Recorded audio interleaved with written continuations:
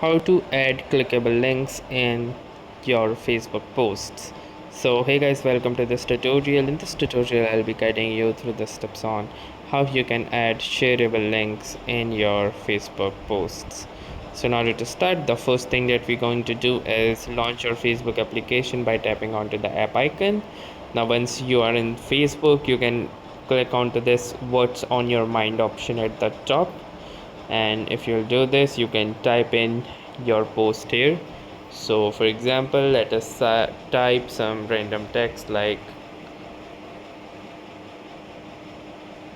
and then if you'd like to paste the link you can simply copy the link and then tap and hold on to this particular cursor, and then the paste option will appear and you can choose paste, and now you can see that the link has been pasted, and you can also see the preview here. If you don't want the preview, you can click onto this X button or this cross icon and the preview will be hidden. Then you can click onto this next button and then click onto this post option, and also you can set the audience as well.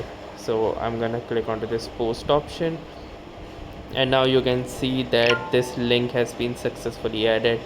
So one can simply click onto this link and get redirected to the particular website.